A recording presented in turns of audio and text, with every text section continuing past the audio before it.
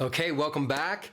And I'm busy today creating demonstrations of the straw phonation device in water because a lot of people ask for them. But I actually had a really cool question from a Christopher at the blog who said, yeah, how do I learn how to use it? And I thought that was a really astute question because it's different than just seeing someone do it, because it's just a tool. Okay, you're learning how to sing, you're learning proper technique, you're learning how to replace bad muscle habits with good muscle habits. You're learning how to set aside time during the week to do your workouts. You're learning what range of your voice you need to work. And maybe that changes from exercise to exercise or day to day. So what I wanted to do was run through how to learn how to use the bubbler. I call it the bubbler. I call it many things, but let's call it the bubbler, the straw phonation device in water, this guy here. Because it's really important. And I'm going to describe it in how to learn how to use the bubble in 5 steps, the bubbler.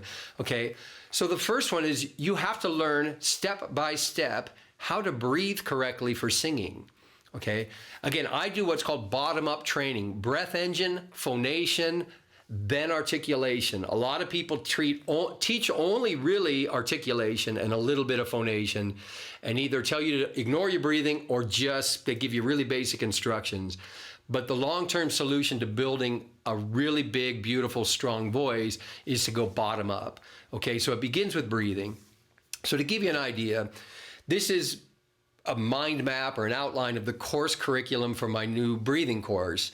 So I'm creating a series of courses, and you can see it's quite extensive. It has 6 modules, and each module has 5 to 10 lessons, maybe even more than 10, because some of those lessons are simple demonstrations and exercises.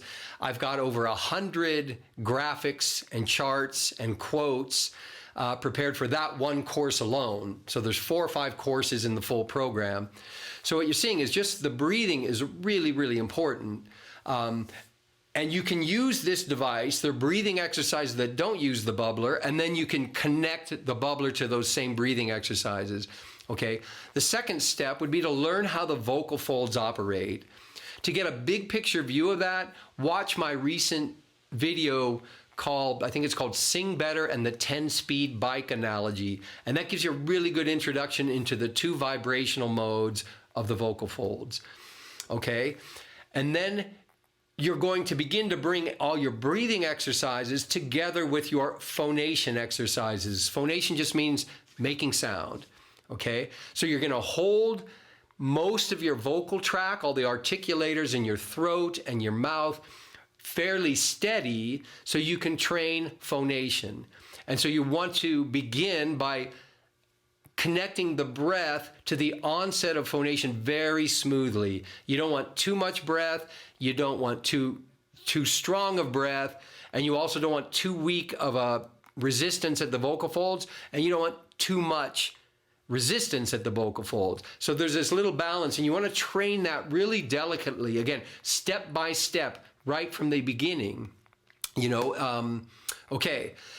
Then you kind of have to get to working out. When I'm teaching, I don't teach private lessons. I teach what you do between private lessons at home, okay? Because 90 to 95% of your improvement is going to be dependent upon what you do at home between, and no one's really teaching this, how to build a workout, what exercises to do, what exactly it is you're doing when you're breathing and making sound and then making vowels and consonants, okay? And how to set aside the right amount of time, all of that stuff. Okay, so you have to learn to you have to know what your vocal problems are. There's so much to know.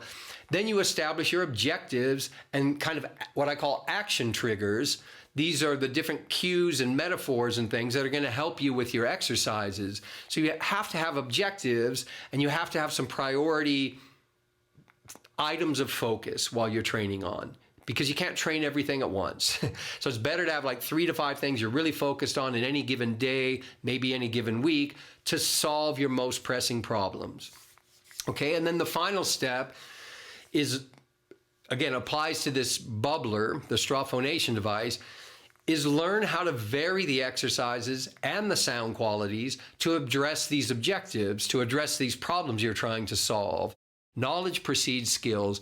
And so when you build up a strong foundation and knowledge, not only of physiology and acoustics and how to breathe and all that, but knowledge in how to build a workout, how to do the exercises, which exercises to do, what scales to do them to, what order to do the exercises in, how to vary the exercises to train different aspects of your technique and your sound quality, okay? That's really the bigger picture of what I do every day in my own training, because my high priority is to get better at singing. And now I'm teaching what I do, so I hope I can help others.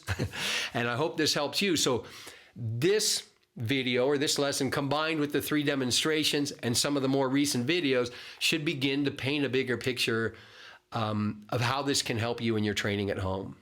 So you can get better at singing too, and with me together, okay? So that's it. Leave a comment, ask any questions. I'm happy to share more if I know what you want. All right? Have a great day.